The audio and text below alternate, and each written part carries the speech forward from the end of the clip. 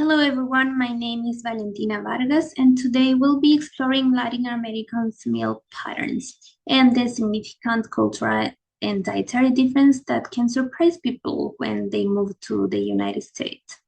As someone that's born in Chile and moved to the United States, specifically in New York City 6 years ago, I've experienced these differences firsthand from the type of food to how they're consumed and the cultural significance surrounding meals. And there are many contrasts that can be actually quite surprising. So for today, this is our goal, and here are our two objectives. So here we can see some native foods of Latin American, and I'll explain the origins and global influence. So before the Spanish conquest, Latin American was home to advanced civilizations like the Aztecs, Mayas, Incas, and Mapuche. And this culture actually thrived by cultivating and domesticating a variety of native foods, relying on the natural diversity of the region. Many foods that we consume today were wild, such as corns, beans, quinoa, potato, tomatoes, avocado, and cacao, originated in Latin America. And this indigenous food not only provides essential nutrients, but also held symbolic importance in the ancient cultures. Following colonization, the cultural fusion played a key role in shaping Latin American cuisine. A rich blend of indigenous, European, mainly Spanish and Portuguese, and African influence led to the creation of some iconic dishes. In the map here, we can see where this food originates. Here we have food from Mexico, here from Peru, here from Chile. This here between these two arrows are from Peru and Chile. Here we have from Colombia and from Brazil. And this is food that we still consuming and it's spread worldwide. So the Latin American diet, it has like some health benefits, but currently we see that there are some risks.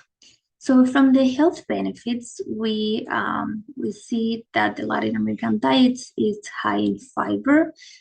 Primary sources from beans, fruits, and vegetables provide this fiber. We also see that this food is rich in some healthy fats from avocados, nuts, and olive oil, promoting health. Additionally, we see that this diet provides a variety of protein sources, including beans, lean meats, and fish. And lastly, we see that many traditional meals are homemade. People really enjoy preparing their own food and they consume less highly processed food and foster a strong connection to their culinary practices. Here we can see some potential risk. Nowadays, we see that traditional Latin American dishes had high amount of refined carbohydrate and some added sugar in some of the traditional dishes. And there are some concerns regarding the alcohol consumption because it can impact in the health. So for those reasons, we see that there are some health implications of chronic diseases. For example, obesity and diabetes. There are high rates of those two diseases among Hispanic population. Here we can see we can explore some culinary contrast between this Latin diet and the United States diet. So these are something that immigrants, when they move to the United States, kind of are exposed, and they sometimes they are surprised.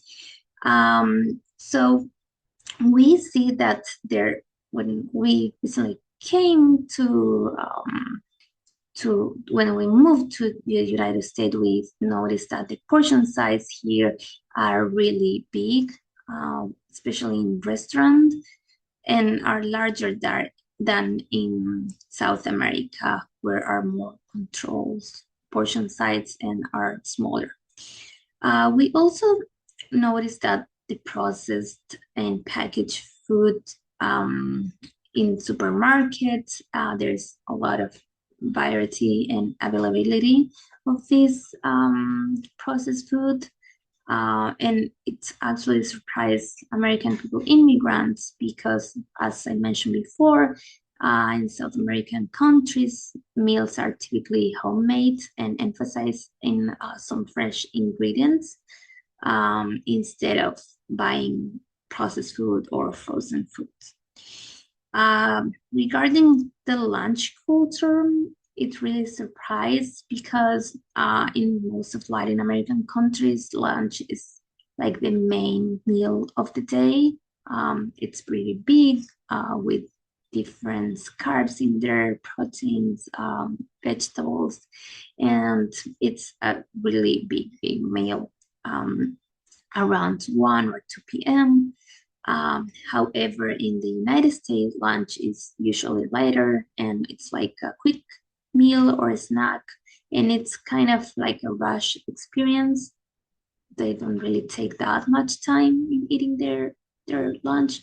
So that's one thing that it really surprised. Regarding the breakfast in South America, Latin American countries, the breakfast is more with fresh bread, eggs, cheese. However, in the United States, breakfast is dominated by some sweet options like pancakes, sugary cereals, and waffles. So, as um, as future dietitian, there are some things that we can actually do to support our future clients, our South American immigrants clients. And firstly, we should recognize their culinary tradition. We know that they feel safe eating their own food, preparing their own food, and they like that. So we should encourage them to incorporate this traditional food rather than eliminating because of being living here.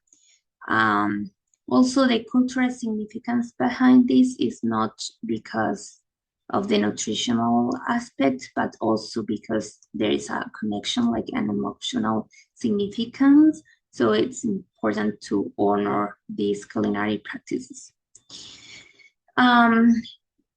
Recognize some cultural meals patterns. As I mentioned, the breakfast is different as well as the lunch.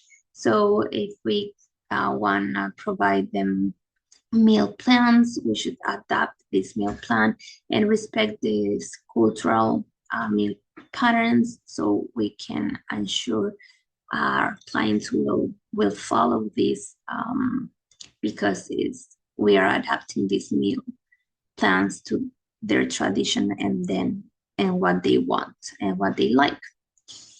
Lastly, we should keep promoting home cooked meals, encourage them to keep preparing their traditional dishes with fresh ingredients and with ingredients that they really know that are in those dishes.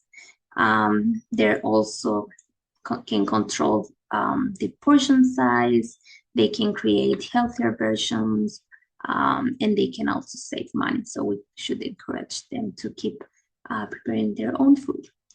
In conclusion, dietitians play a really important role in supporting South American immigrants. So we should make sure we are honoring their culinary tradition, respecting their cultural preferences and their patterns, and we should foster a nice environment and supporting environment to let them feel comfortable and hear.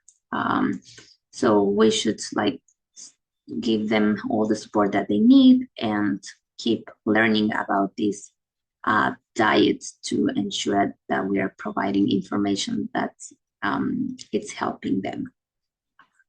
Thank you for your attention. Good night.